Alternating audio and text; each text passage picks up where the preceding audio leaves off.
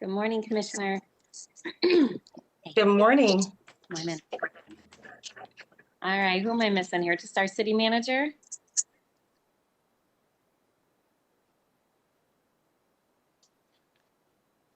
There he is. Good morning, city manager. Morning, Mayor. All right, it is 9 a.m., so I'll go ahead and call this special meeting to order. I'll start with roll call, so I'll turn to our city clerk. Commissioner Isasi. Present. Commissioner Repart. Here. Commissioner Jones. Here. Commissioner O'Connor. Present. Commissioner Moody. Present. Commissioner Lanier. Present. Mayor Bliss. Yes, thank you. All right, Commissioners, we have two agenda items before us today. The first one is a resolution specifically for our property tax millage rates, and then the second one is specific to adopting the budget. So what I'd like to do before we get to the items, turn it over to our city manager just to provide a few final thoughts as we move forward with these two agenda items today. He can give an overview of both items, and then I'll call each resolution individually, and then we can have a discussion before a vote. So I'll turn to our city manager. Thank you, Mayor, and good morning, Commissioners. This is Decision Day that has resulted in a process of engagement, and I want to again thank you for your engagement through the budget deliberations, as well as helping to formulate strategy for this year, as well as the staff.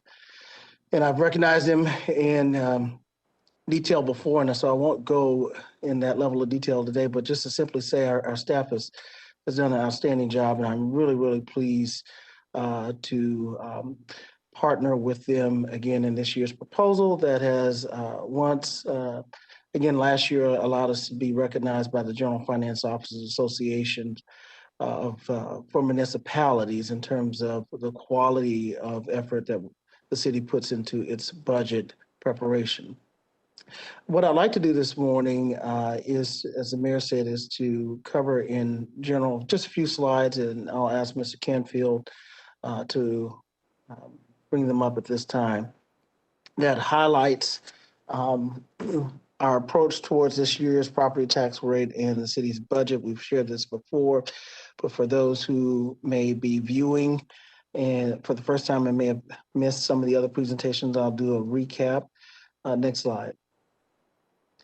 And this is the culmination of a lot of deliberation and discussion, workshops, and you'll see where we began this journey last September that allows us to arrive to this point today. Next slide. And part of our approach in this budget was to make sure that we can adjust for the impact on revenues, a significant reduction in revenues that we have received from income tax, parking, and other sources of fees have been significantly reduced due to COVID. And we are very fortunate to have federal relief money, and we gave the updated number earlier this week of $92.3 million from the American Rescue Plan Act. We'll expect to receive that over a 2-year period. And that allowed us to focus on a continuation budget that does not result in a reduction of services. And I've said this before, during this pandemic, the demand for city services has not decreased, but has increased in many, many service areas and departments. This budget results in the total appropriation of $546 million approximately, with approximately $156 million being appropriated for the general operating fund. The tax rate has an overall increase of 0.188 mils, and that's primarily due to the parks millage that the voters approved previously. Next slide.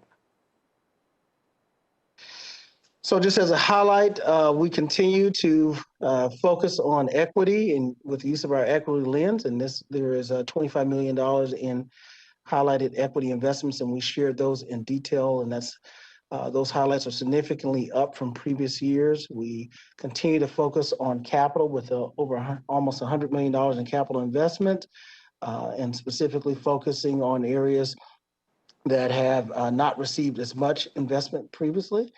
We have, as I've shared before, over $100 million that will be in our ecosystem within the coming year, with all of the relief money to prevent eviction and homelessness.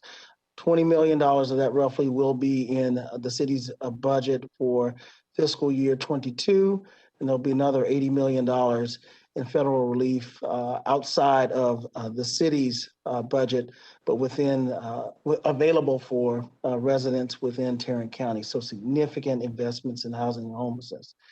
We shared and you approved the budget for all of our authorities for economic development, over $43 million. And we continue to focus on those areas of strategic priorities, and we've outlined those specifically for you, as well as the ongoing concern around public safety spending. This budget reduces the police department's share of the general operating fund from 38.6% to 35.8%. Next slide. Again, the ARPA framework that we have proposed would be to take the roughly $92 million and allocate almost $60 million of that for revenue replacement over the course of through fiscal year 25. And you'll see what we've proposed for usage of in terms of backfilling revenue loss for 21 and 22 for income tax. But also we have proposed to continue the investments in several areas for fiscal year 22, about $2.1 million for the master plan for supporting our housing efforts, as well as continued activation for special events in our homelessness efforts. Then you'll see another $10.2 million that we will begin working with you in terms of potential allocations around the post-budget process. And then in future fiscal years, there'll also be roughly another $19.3 million of federal relief funding that we will work with you to determine how best to appropriate that for a total of additional $29.5 million for future allocations outside the current budget process. Next slide. And just a reminder, I shared this verbally the other night. I wanted to narrate it and frame it in the slide as well about the participatory budget process. And we shared some of the cities that all are significantly larger than Grand Rapids. Sacramento, Durham, and Oakland are at least twice as large as our community population. And what they have done is they have allowed their residents to communicate in designated funding for certain projects, but not the residents to determine how to allocate the entire budget. So participatory budget is around a focused amount of funding. And so you see in Sacramento did it with 1.1 million, and Durham did it with almost double that amount, in Oakland less than $1 million. And so what we have shared in that potential post-budget process is at least $2 million for neighborhood related funding events that the commission can choose to engage in the participatory process. Or you could make the entire $10 million part of a participatory process. But those are options to be considered. But I do want to remind the commission that in addition to that, Grand Rapids has a very involved and engaged participatory process in many other aspects of the budget through our authorities, through our advisory boards, whether it's parks or the mobile GR or stormwater or vital streets, the various commissions. And so just wanted to share that. And again, we are very pleased. You can remove the slides now, Mr. Canfield. We're very pleased to be in this position in this type of recession, that we are fortunate, as I said earlier, not to be talking about reductions in services, but the continuation. And very pleased for that. And I look forward to your vote today. Thank you, Mayor. Thank you, City Manager. So Commissioners, what I'd like to do is move to the two resolutions and start with the property tax millage and then move to the second one related to the budget. So I'll take the first one.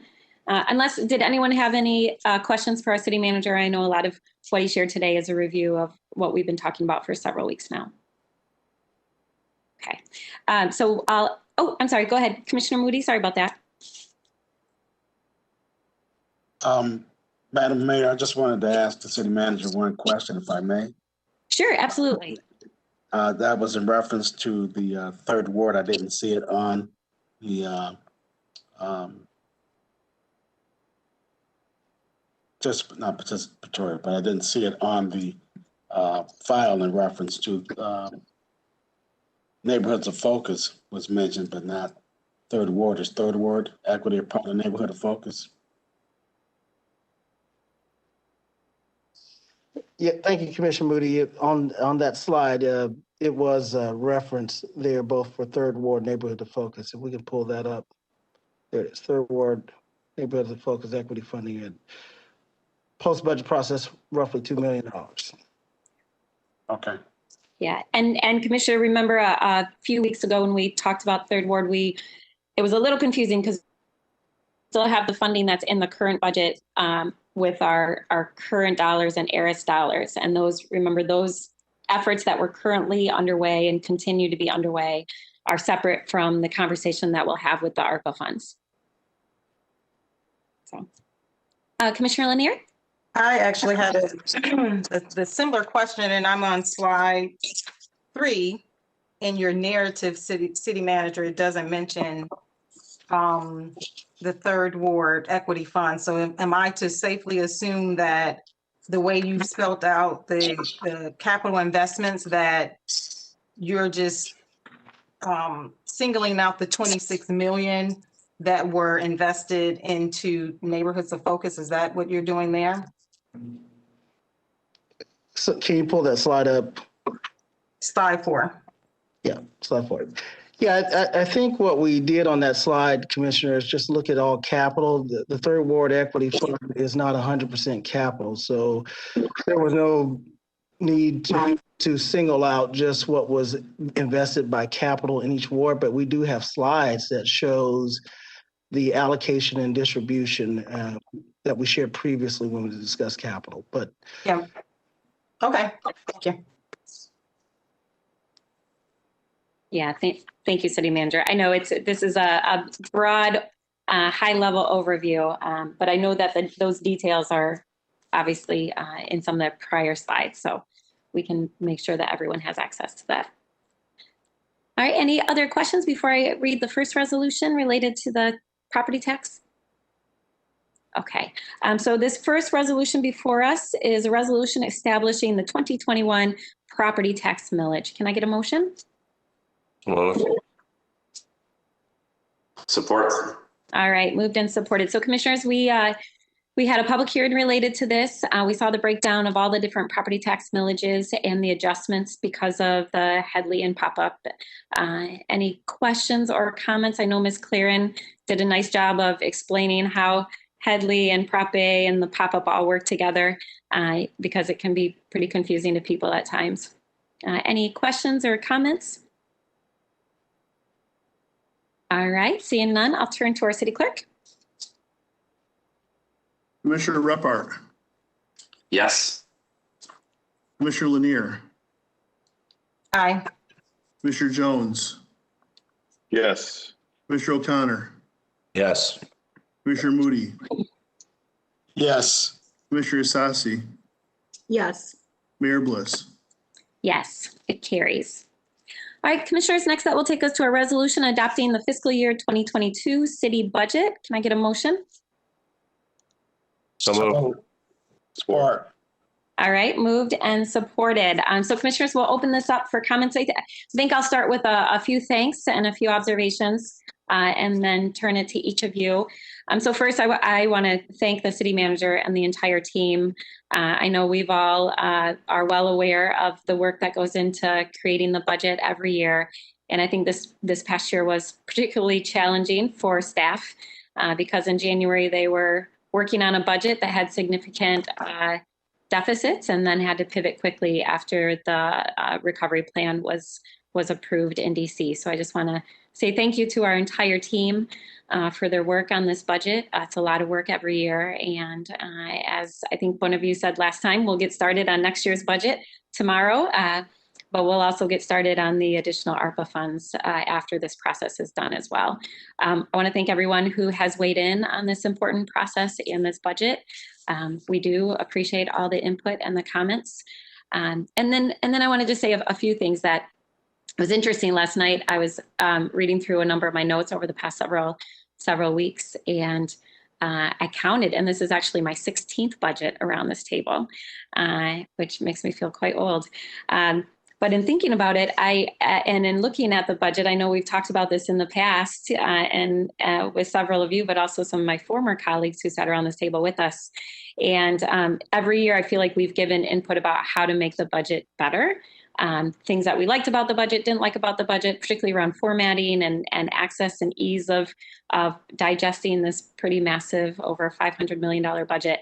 And in my opinion, all the years I've sat around this table, I think this is one of the better formatted budgets. I think the manager's letter is one of the best, most comprehensive letters. And then having it right next to our strategic plan so that you can look at the budget and look at the strategic plan, the plan that we all spent a lot of time creating.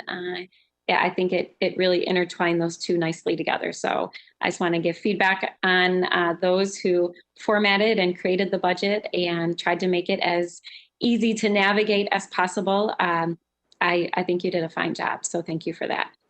And then in thinking about the budget as a whole, I know from all of the work that we do that, we don't always get everything we want in every budget. This is a budget of compromise and prioritization. And we went through that process last October where we all identified all of our priorities, and then through a compromise and some consensus, we identified what our top priorities were.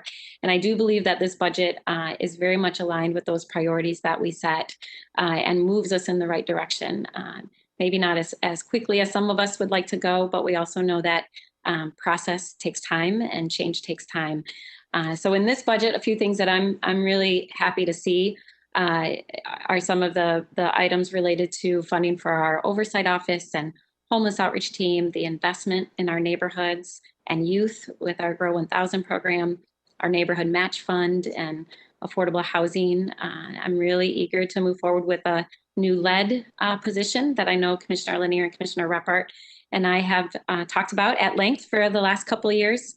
And then cure violence, which I know we've talked about as well. So I'm glad to see all of those elements in this budget and moving forward. And then I want to say thank you to all of you. I so appreciate that we can come together and have different opinions at times, but still have a lot of respect for one another, and appreciate that we all do this work because we love our community and we want to make it a better place. And I just really appreciate all of you for your continued servant leadership and dedication. The budget process is one process that we work on. We have a lot of issues in our community to work on together, and there's a lot of work ahead, not just with this ARPA funds, but with other issues that we're trying to tackle. And I just want to say that I'm grateful for all of you to be in this work together and just appreciate your sacrifice and service. So with that, I'll open it up. I think I'll start with Commissioner Moody since he was not with us. He had to sign off early last week. So I'll turn to you, Commissioner Moody, since you didn't have or I shouldn't say last week, on Tuesday.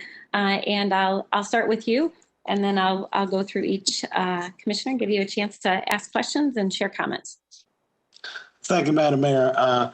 And the opportunity to at least read and go through all of the processes of the budget that we've had.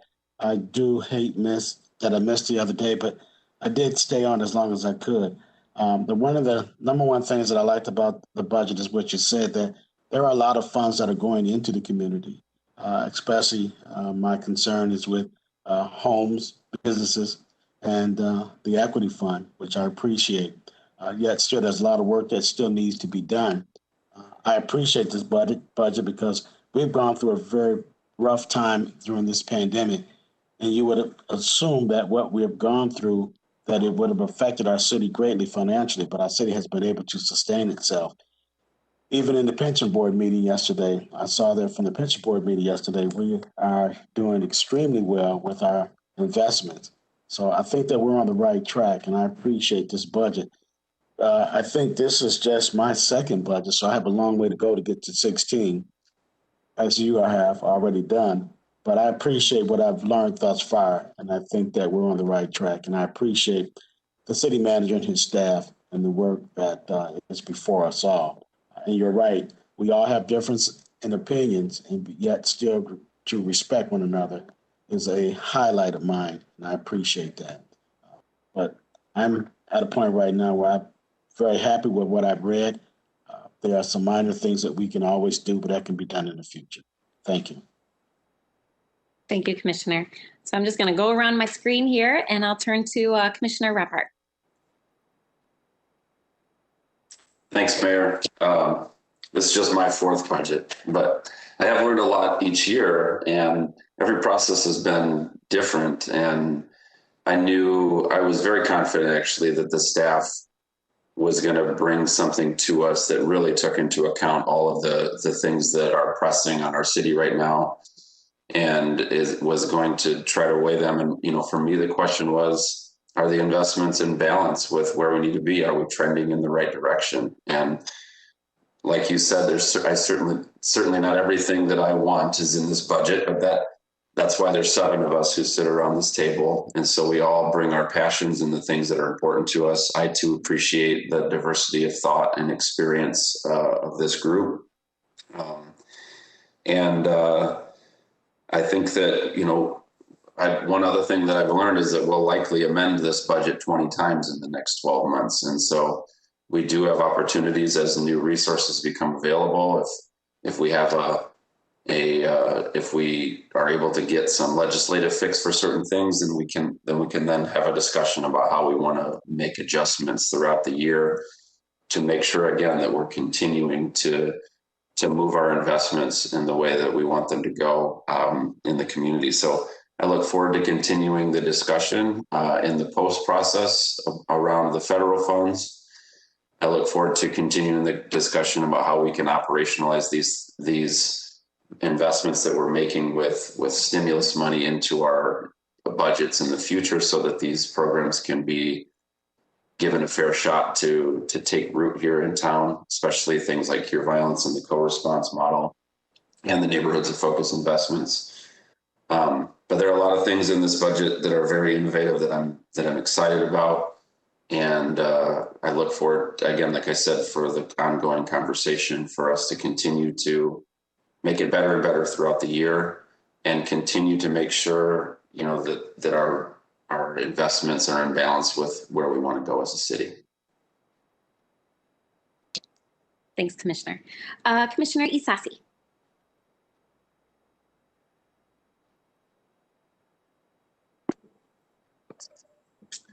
Thank you, Mayor.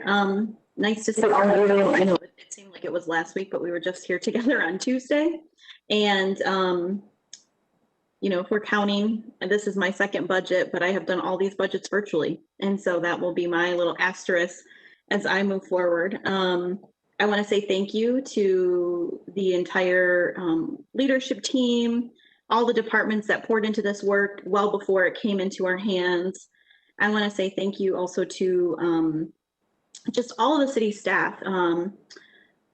Assistant City Manager Matthews had shared with us, I think a few months ago, just all the ideas that were generated by staff during this time.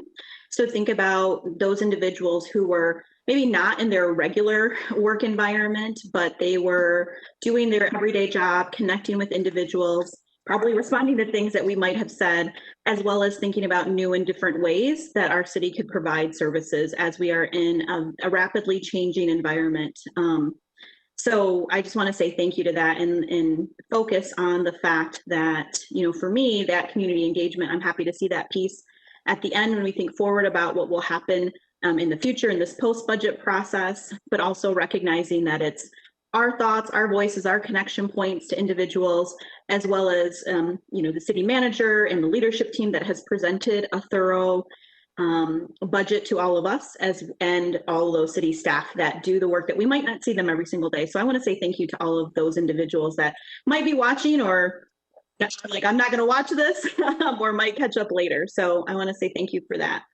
A lot of sentiments have been shared. I think I have shared in the past I think many of us have these policy beliefs or individual ideas about what are the things that we hold true. And oftentimes you don't end up in positions like this unless you have very strong values or opinions, right? And so those sometimes clash, but I'm glad that they clash in a productive and appropriate way, because I think if we all agreed all the time, never challenged one another, we would not be doing the neighbors and individuals of Grand Rapids our jobs. So thank you for all of that.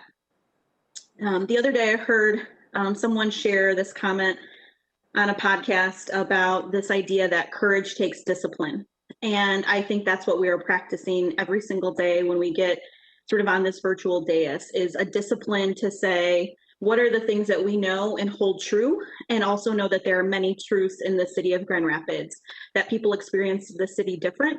We can't change that with one budget, with 20 amendments, as Commissioner Reppert said, but every day I think this budget and the strategic plan and coming here, a couple of times a month is really that courage and that discipline that we need to have to continue to ask ourselves, what aren't we doing? And leaving that as a question every time we make a vote. And so that is, to me, is the aspiration. And I so appreciate all of you engaging in that way, and as well as you, city manager. I think we probably met only, in person so many times, but to be able to connect during this process, members of your team, everyone has just presented this in the most professional and I think engaging way as we can. And to remind the public that the budget process doesn't start in May. The budget process is ongoing. Please don't just reach out to us or feel like you can only reach out to us during the budget process. We want to hear from you at all times of the year. And please know that we are constantly thinking about those investments and what needs to be adjusted as we look at the general fund, but also what you're seeing in the budget is a leveraging of dollars on multiple levels and how that might change. So please know that. So while the time may seem compressed, I don't believe that it is compressed. I believe it is a year-long process, and we have to continue to have that discipline to make sure we are connecting and talking to one another about that. So I am, grateful that we are at the end of this process and look forward to the post-budget process. And yeah, that's about it. Wish I could see you all in person, but here we are. So thank you. Yeah. Thank you, Commissioner. And I too, I keep wondering when we'll be able to safely all get back together and have space for people to come for comment. And I'm hoping that is soon. So it'll be good to be back together. Let's see on my screen, Commissioner Jones. Thank you, Mayor. And want to begin by saying thank you to City Manager Washington and CFO Claren and the entire team who was engaged in the budgeting process. I want to speak to what I think are some of the highlights of the budget. I know that City Manager Washington, you mentioned in your PowerPoint presentation, in particular,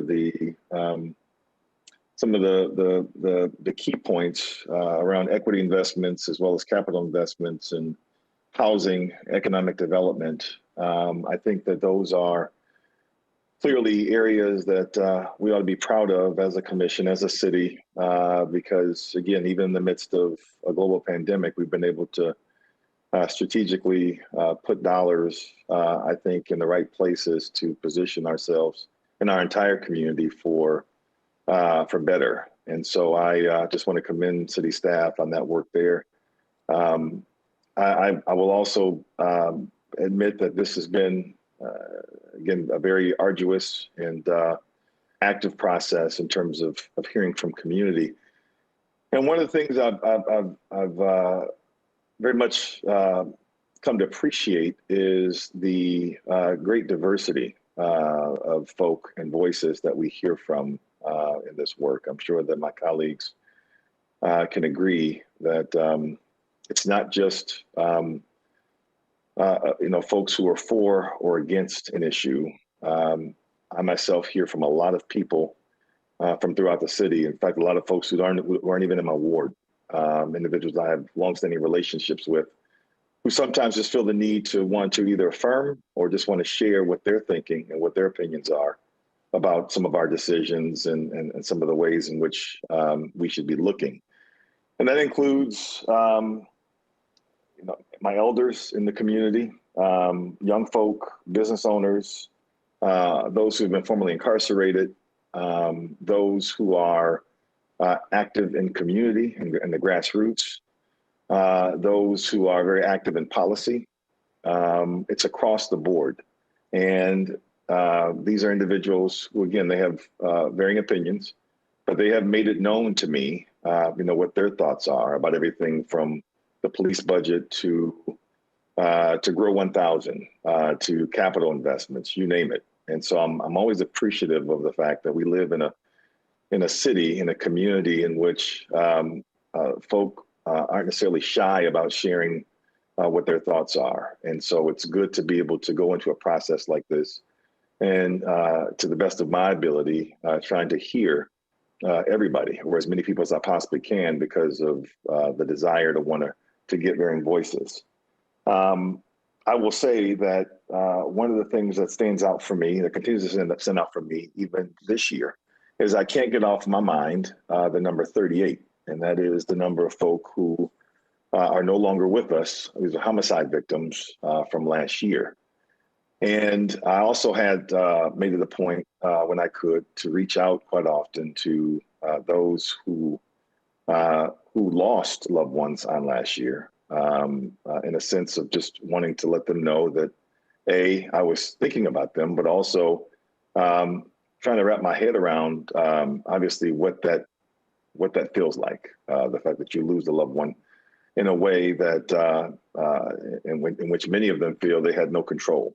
And I keep on coming back to what is it that we can do as a body with the limited power that we have to try to improve the life chances of those whose lives are being affected, not just from homicide, but whose lives are being affected from perhaps an economy or lived experience that just is not full of opportunities. And so when I look at this budget, I look at the potential of increasing opportunities. I am all the more excited about ARPA and the dollars that will come from ARPA. I am extremely excited about what we are doing with Cure Violence. I think that I've talked to enough people to understand that community violence is the number one priority, along with that of police and community relations. I've talked to a number of people who feel very strongly about the need to have police presence. I've talked to folks who feel over-policed.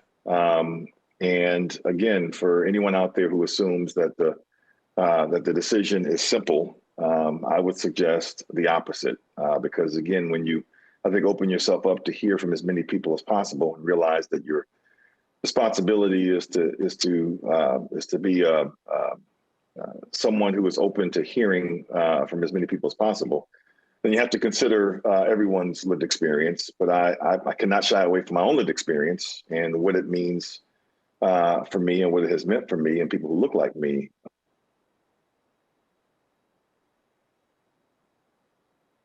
Path of trying to find better and more effective ways to engage with law enforcement. I tend to believe that if folk are in a better position economically, and if neighborhoods are in a position where they are thriving, then there is perhaps less of a need for law enforcement to be present, because there's something to be said about increased prosperity in communities or neighborhoods where the data shows that those areas that don't necessarily need increased policing. And so my goal is to have it to where, and we know it can happen. We've seen by way of evidence that come from Cure Violence that you can improve police and community relations.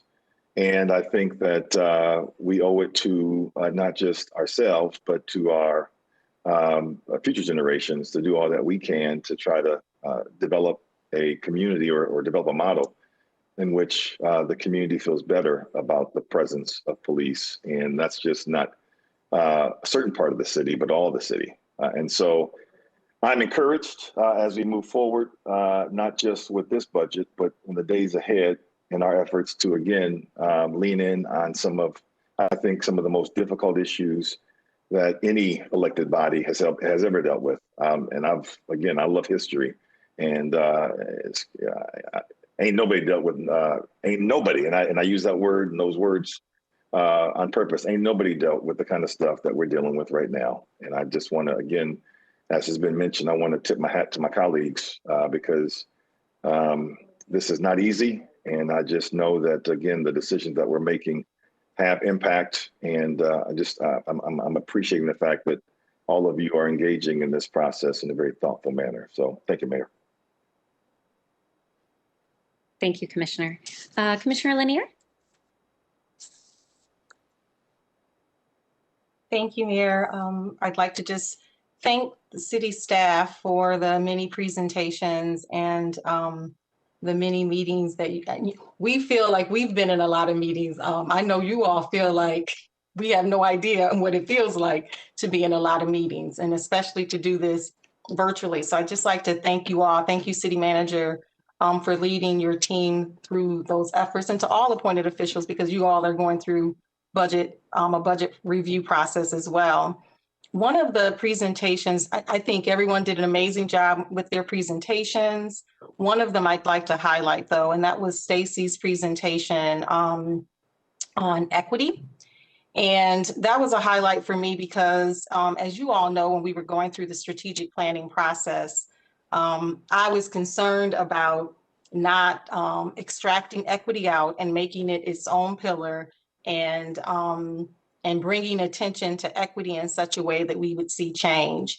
And after multiple conversations about that, the city manager made a commitment in one of our public meetings that he and his team would make sure that without equity being singled out, that it would be woven throughout the entire organization. And Stacy's presentation helped me to see that that's happening well in a very thoughtful manner, because the elements that she highlighted just really said how much work has gone into trying to create a more equitable community. So thank you, Stacy, and to the rest of the departments who participated in that, because I know that work is challenging, but to be able to see those results was helpful.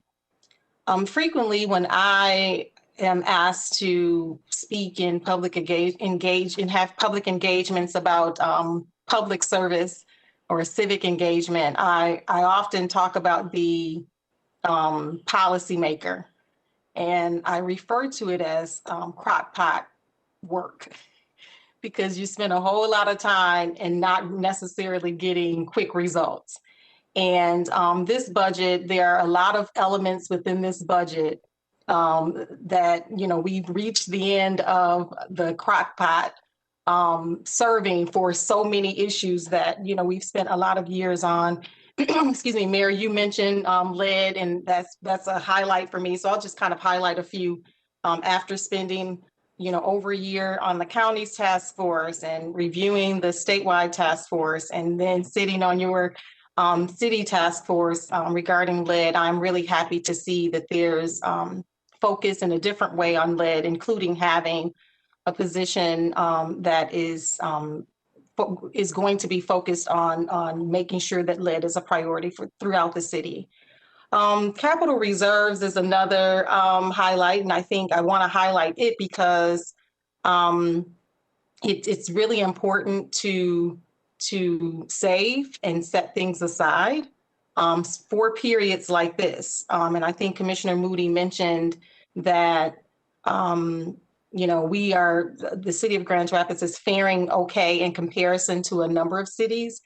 And we owe it to work that was done many years ago, many commissioners ago, or commissions ago. Because of their investment in capital reserves, we're in a position where the bottom didn't fall out. And so I'm grateful for the ARPA funding that will not only help us to not have to use so much of that, but also to be able to invest in that. Another highlight for me is the focus on those who are experiencing homelessness. Again, another one of those things that we've been talking about for a significant amount of time, but to see that there is intentionality about addressing these issues. And these to me are the issues that are solvable with attention being drawn to them and with all parties and all hands on deck. And I see in the HOT team that that's a start of that. And I think the growth in bringing on other organizations will be a continuation of addressing that issue. I like another element is the post-budget, the participatory budget, kind of post-budget discussions that we're looking to have. My colleague, Commissioner Moody, has been asking for something very similar for as many years as he's been on the commission, as we've been talking about third ward equity funding. He may not be using the words participatory budget, but he's saying, give us the money, let us talk to the people and spend it. And that's exactly what this is. I think it would have been great to have some of those discussions prior to the budget, but certainly appreciative in light of kind of not knowing what was going to happen with ARPA and all of that, that we will be doing some of that post-budget. Housing, again, another crockpot meal. And I can remember Commissioner Lumpkins being on the commission. So this was really early in my tenure as a commissioner, where he, Commissioner Kelly, and I went to then Mayor Hartwell to say, well, I remember saying, within months of being on the commission, I don't even really understand what market rate housing is and how we know what the market is saying. But I know that something's wrong with every single project coming before us being market rate projects. And then talking with Commissioners Lumpkins and Kelly about those concerns, and us taking that commission to Mayor Hartwell and him saying, okay, well, go figure it out. And then the Great Housing Strategies process started. And so to be able to invest this level of funding in housing is another thing that that brought joy. And I think the other piece is just in economic investments as well, and economic development investments as well. I was on my Southtown board meeting yesterday, and it's just a really good place to be, where we have the CIAs receiving dollars, because I was one of those, Mayor, we were talking about this the other week. We were one of those that we didn't get a deficit, but we did have a very small budget when it was just Madison Square. And now, these were things that that the community didn't, again, express it in the same way. All they knew was that they wanted business districts that mirrored downtown, that they were, walkable and vibrant.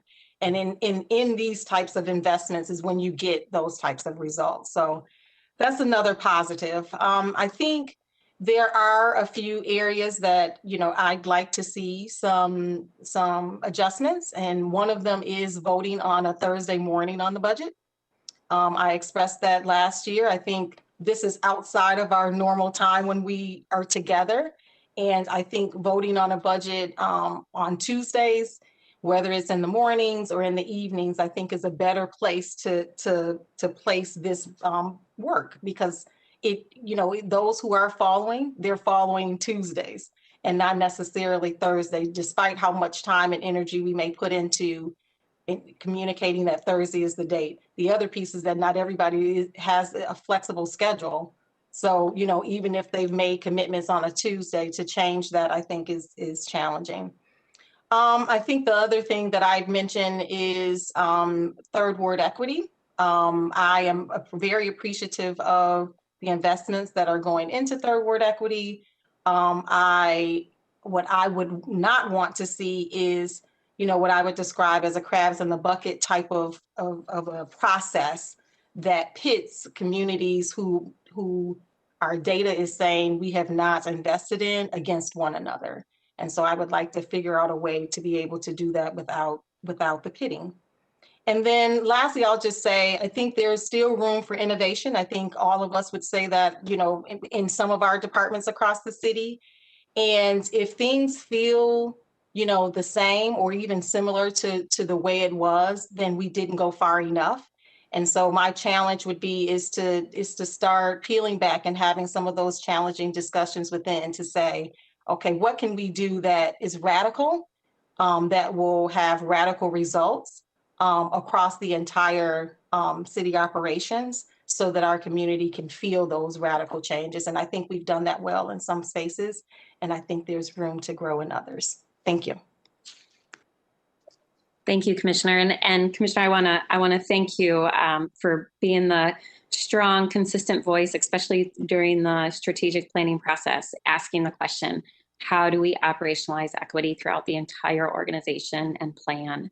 And I think you're right, figuring out how to do that has been a work in progress. And a lot of folks here in the city have worked really hard to do that work. So thank you for constantly asking that question and pushing us forward.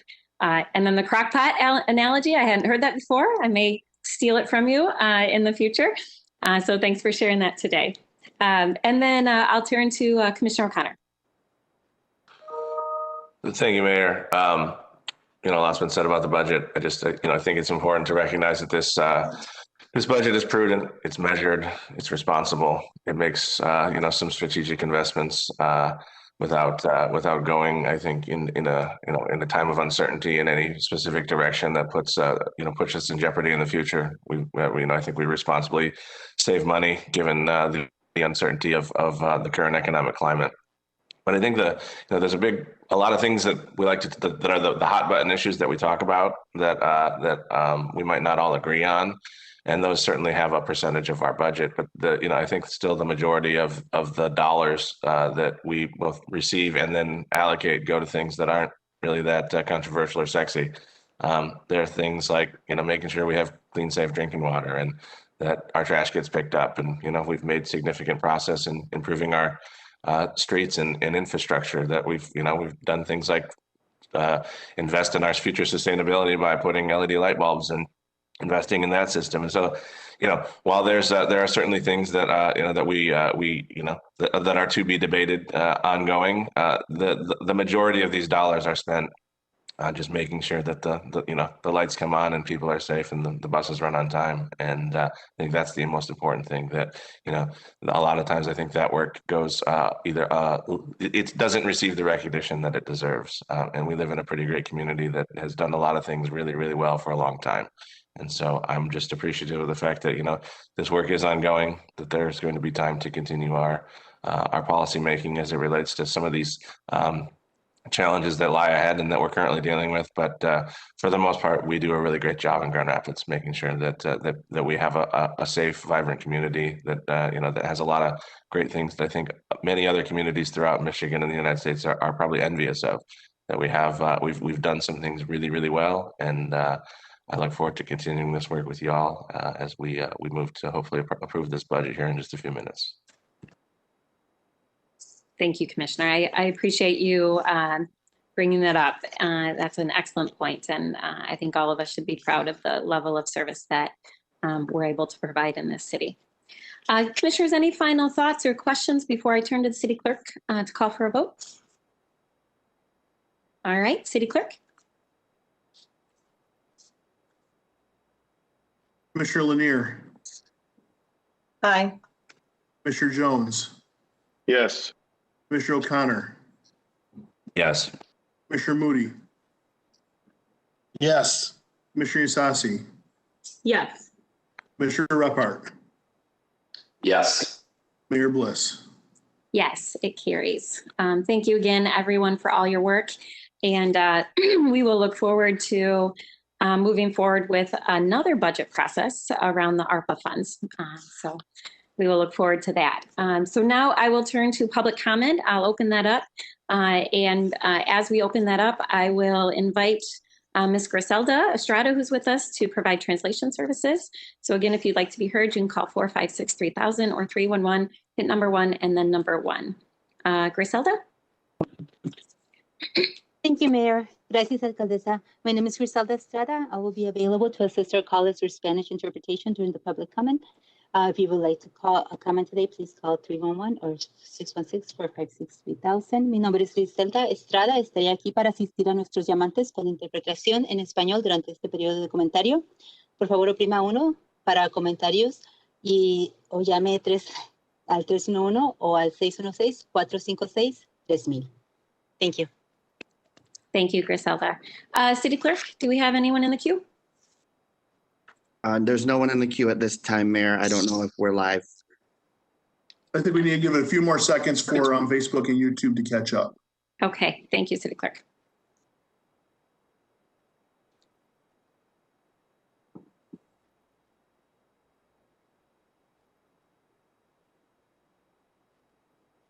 All right, Daniel, anyone in the queue? No, ma'am. Okay, I'll go ahead and close that public comment period.